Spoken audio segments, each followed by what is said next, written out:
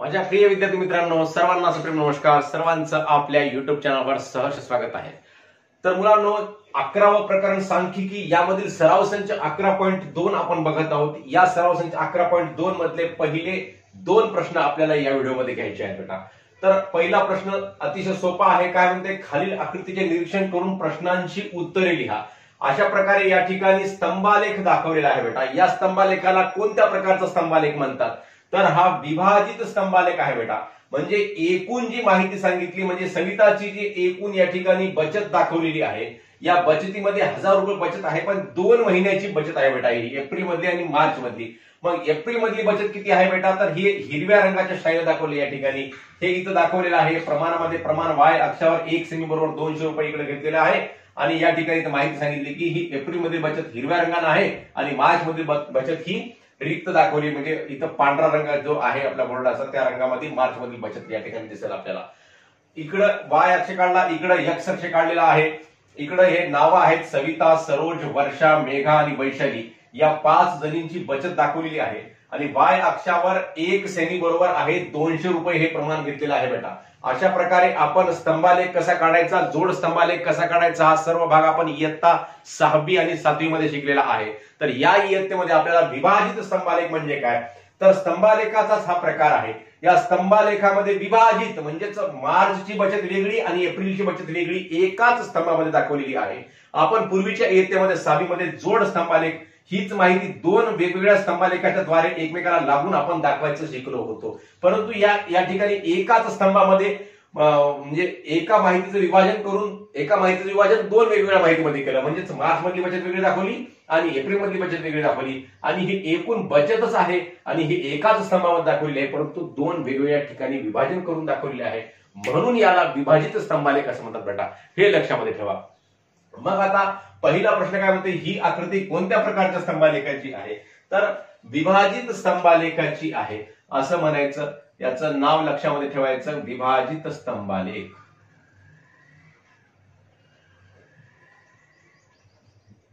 विभाजित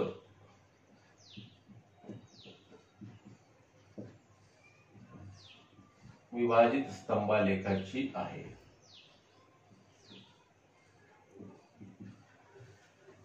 मग आता दुसरा प्रश्न काय म्हणते बेटा, वैशालीची एप्रिल महिन्यातील बचत किती आहे. आता वैशाली नावाची व्यक्ती कुठे आहे, या ठिकाणी आहे. वैशालीची एप्रिल महिन्यातील बचत किती आहे.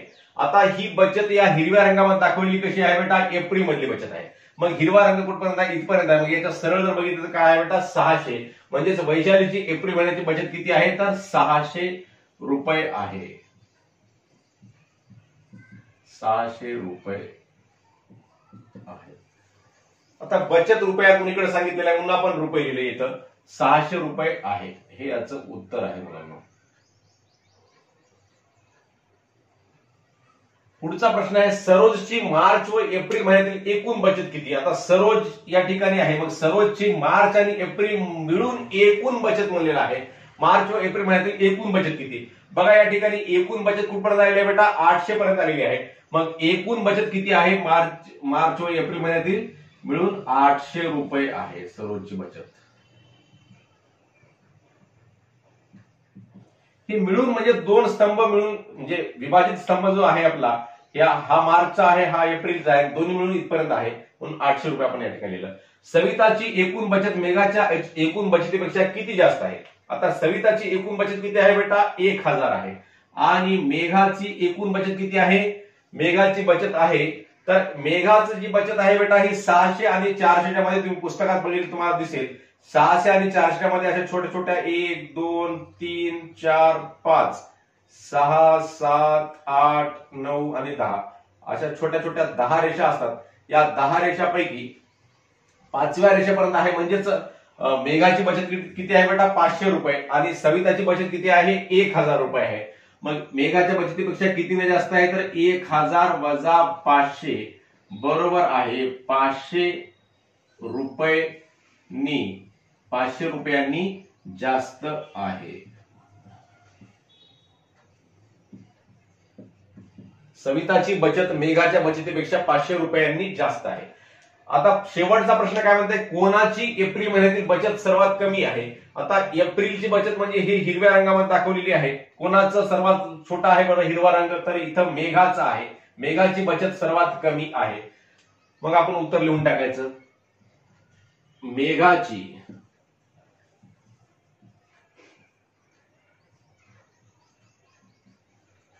एप्रिल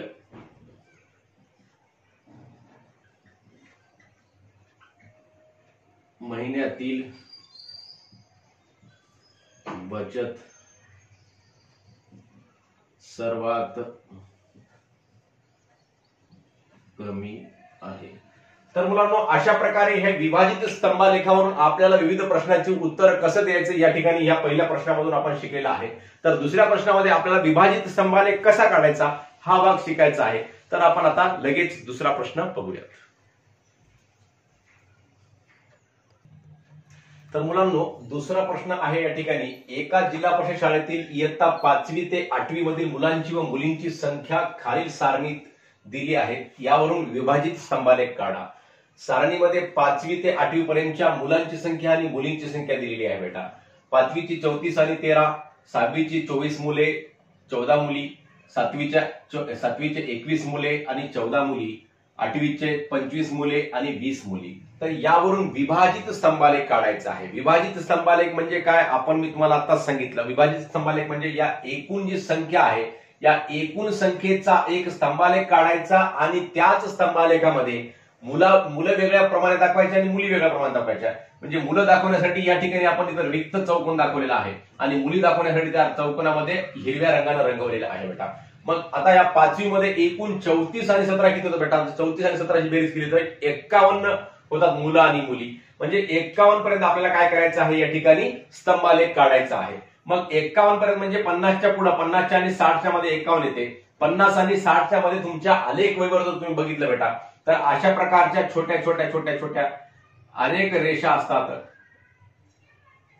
आता ह्या रेषा, आता ह्या 1 2 3 4 5वी रेष थोडीशी मोठी असते, 6 7 8 9 नंतर छोट्या असतात. नंतर 10वी रेष मोठी, ही 60ची झाली आणि ही 50ची झाली. म्हणजे या मध्ये 9 रेषा असतात एकूण, आणि 10वी रेष म्हणजे हे एकूण एक एकक अंतर झालं. म्हणजेच एक एकक अंतरावर इथे या ठिकाणी तुमच्या आलेख वहीवर ठळक रेषा असतात, एकदम ठळक आडव्या रेषा, आणि उभ्या रेषा सुद्धा ठळक असतात. 10वी रेषा, 10वी दर 10वी रेष ठळक असते. मग याच्यामध्ये छोट्या छोट्या छोट्या फिकट रंगाच्या 4 रेषा असतात आणि 5वी रेष थोडी जास्त या फिकट पेक्षा घडत असते आणि 10वी रेष एकदम जास्त घडत असते. म्हणजे 3 प्रकारच्या रेषा असतात बेटा, हे समजून घ्या. मग आता 51 म्हणजे काय मुलांना, तर 50च्या पुढची ही पहिली रेष छोटीशी, म्हणजे या ठिकाणी हे 51 इथं आहे, मी इथं 51 लिहितो बेटा. म्हणजे 34 आणि 17 मिळून एकूण किती होतात, 51 होतं. आपल्याला या 51 पर्यंतचा या ठिकाणी स्तंभ काढायचा आहे, 51 पर्यंतचा.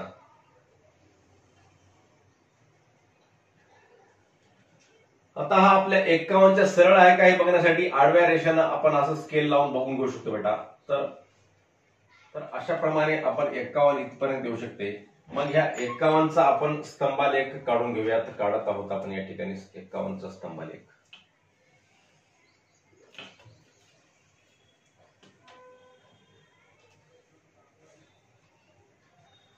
तर अशा प्रकारे आपण हे 34 आणि 17 म्हणजे एकूण 51 मुलांचा स्तंभालेख काढलेला आहे बेटा. आता याच्यामध्ये आपल्याला 34 मुलं दाखवायची आहेत आणि 17 मुली दाखवायच्या आहेत.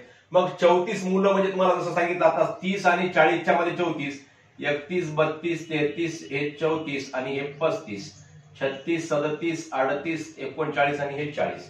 तर 34 या ठिकाणी आहे बेटा. मग 34 मुले दाखवायचे आहेत. म्हणजे ह्या 34च्या सरळ आपल्याला इथं 34 लिहितो मी वाटल्यास, जेणेकरून तुम्हाला समजावं.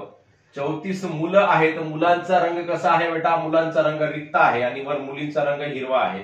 मग इथपर्यंत मी इथं 34 दाखवतो बेटा, 34. आता इथपर्यंत आपल्याला रिक्त दाखवायचा स्तंभालेख आणि वरच्या रंगाला वर काय करायचं आहे, रंग द्यायचा, हिरवा रंग.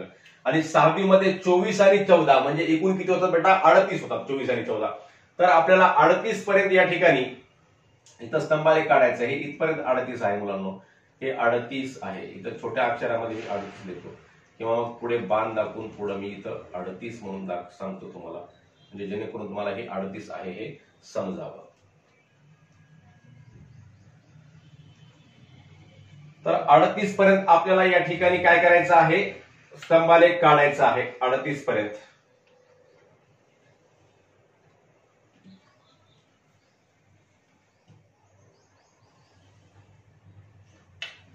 आता हे 38 पर्यंत आहे का बघा मुलांनो, तुम्हाला चेक करण्याची आवश्यकता नाही. तुमच्या सरळ आलेख वहीवरील सरळ रेषा जी असते ती सरळ पुढे गेलेली असते, त्या रेषेवर तुम्ही सरळ सरळ हा स्तंभ काढू शकता.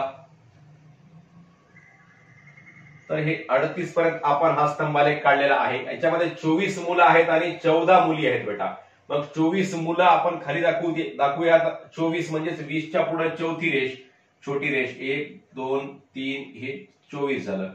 आणि हे 25 26 27 28 29, मग हे 24 आहे बेटा, 24. मग आता 24 पर्यंत आपल्याला काय मुलं दाखवायचे आहेत आणि वरच्या मुली दाखवायच्या आहेत. म्हणजे हे इथपर्यंत 24 येते मुलांना. आता पुढं 7वीचे 21 आणि 14, 21 मुलं आणि 14 मुली. मग 7वीचा स्तंभालेख आपल्याला काढायचा आहे या ठिकाणी. 21 आणि 14 किती होतात बेटा, 35 होतात. 35 पर्यंत आपला हा स्तंभालेख काढायचा आहे बेटा. हा 38 होता, 38 पेक्षा थोडासा कमी होईल 35चा.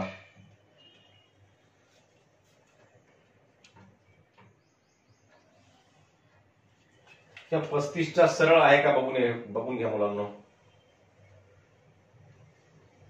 हे आहे 35. तर हा 35च्या सरळ आपण स्तंभालेख या ठिकाणी काढलेला आहे. हा 35 दाखवणारा स्तंभालेख आहे. याच्यामध्ये 21 मुले आहेत आणि 14 मुली आहेत. परत 21 पर्यंत हे इथं 21 आहे बेटा. 21 पर्यंत आपण इथं या ठिकाणी मुलं आहेत. 21 पर्यंत मुलांचा स्तंभालेख आपल्याला रिक्त ठेवायचा आहे. हे इथपर्यंत 21 येते मुलांना, 21 आणि वरचा आहे 14. मग आता पुढे आहे 8वीचं 25 मुले आणि 20 मुली, म्हणजे एकूण 45 दाखवणारा, 45 संख्या दाखवणारा स्तंभालेख आपल्या या ठिकाणी काढायचा आहे. आता 45 बेटा, इथं 45 आपण काढून घेऊयात. 41 42 43 44 आणि हे 45 झालं. 46 47 48 49 आणि हे 50, हे 45 आहे बेटा. तुम्हाला समजून घेण्यासाठी मी इथं हे रेषा मारत आहे. तुम्हाला रेषा मारण्याची आवश्यकता नाही. तुमच्या आलेख वहीवर अशा रेषा असतात. तुम्हाला पुन्हा मी सांगत आहे. मग इथं 45 म्हणजे 40 आणि 50च्या मधली जी फिकट रेषा असते, थोडीशी जास्त गडद असते या फिकट रेषेपेक्षा. अशा रेषेवर 45 आता आपण घ्यायचा. आणि इथं अशी आडवी स्केल लावायची सुद्धा तुम्हाला गरज नाही. इथं आपल्या आडव्या अशा रेषा नाहीत, म्हणून मी या ठिकाणी समजावं म्हणून अशा प्रकारच्या या ठिकाणी स्केल लावत आहे बेटा. हे समजून घ्या. हे इथपर्यंत 45 आहे. मग आता आपण हे 45चा स्तंभालेख इथं पूर्ण करूयात.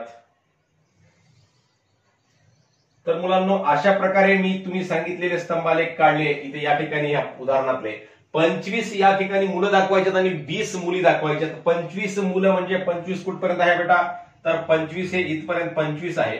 मग 25च्या सरळ इथं मुलं आहेत.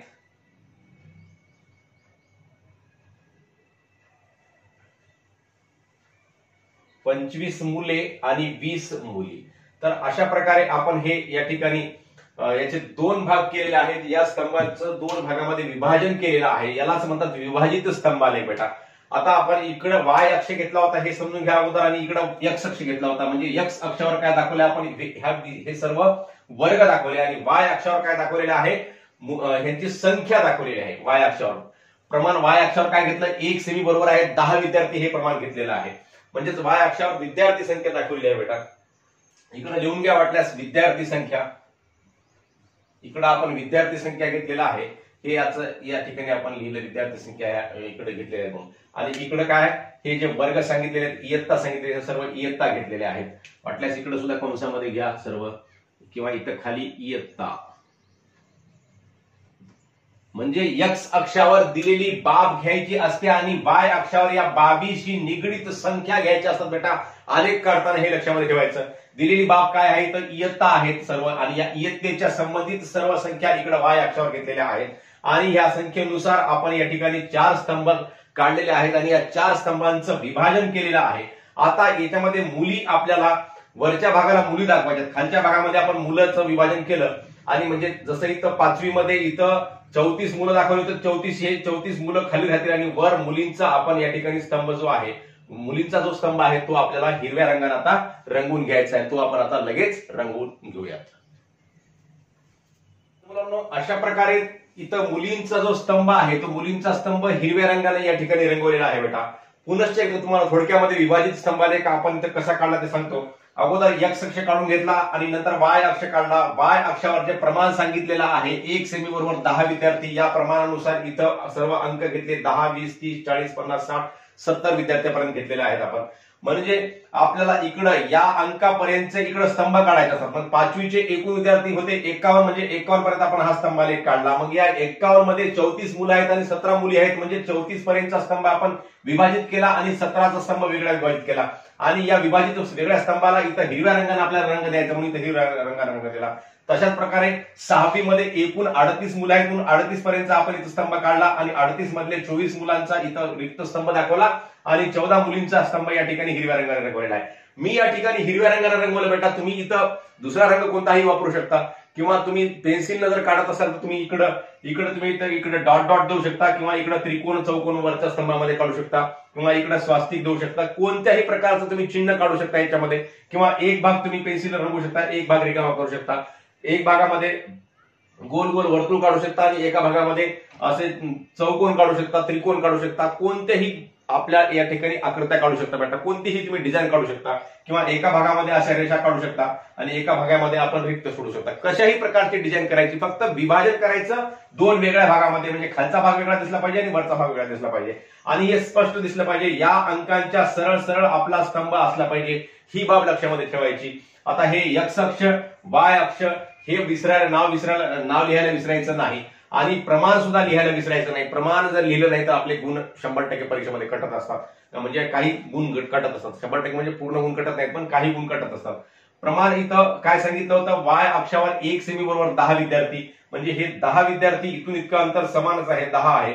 इथून इतकं अंतर 10 विद्यार्थी हे सुद्धा अंतर समान, म्हणजे प्रत्येक हे 10 शून्यापासून ते 10 पर्यंतचं अंतर, 10 पासून ते 20 पर्यंतचं अंतर, 20 पासून ते 30 पर्यंतचं अंतर, हे सर्व अंतर बेटा कसे असतात, समान असतात. इथं शून्य लिहायचं राहून गेलं होतं, हे शून्य आहे. 2 अक्षांचा चतुर्बिंदू इथं शून्य असतो. मग इथं 0 पासून ते 10 पर्यंत, 10 पासून 20 पर्यंत, 20 पासून 30, 40, 50 प्रत्येक 2 ह्या संख्यामधलं अंतर कसं आहे, समान आहे, सारखं आहे. तसंच या 2 बाजूमधलं अंतर सुद्धा कसं ठेवायचं असते मुलांनो, समान ठेवायचं असते, सारखं ठेवायचं असते. अशा प्रकारचा हा स्तंभालेख आपण काढायचा असतो. अतिशय सोपी बाब आहे. आपण सरळ स्तंभालेख कसा काढणे, जोड स्तंभालेख कसा काढणे हे सर्व आपण इयत्ता 6वी 7वी मध्ये शिकलेला आहात. फक्त यामध्ये एकाच स्तंभालेखामध्ये 2 बाबींचं विभाजन करायचं आहे, एवढाच भाग वाढलेला आहे. तर अशा प्रकारे आपण प्रश्न पहिला व दुसरा या ठिकाणी या व्हिडिओमध्ये घेतलेला आहे. उर्वरित प्रश्न आपण पुढील व्हिडिओमध्ये घेऊयात. तुम्हा सर्वांना हा व्हिडिओ समजला असेल तर नक्की आपल्या मित्रांना शेअर करा व व्हिडिओवर लाईक व कमेंट सुद्धा अवश्य करा मुलांनो. धन्यवाद. जय गुरु.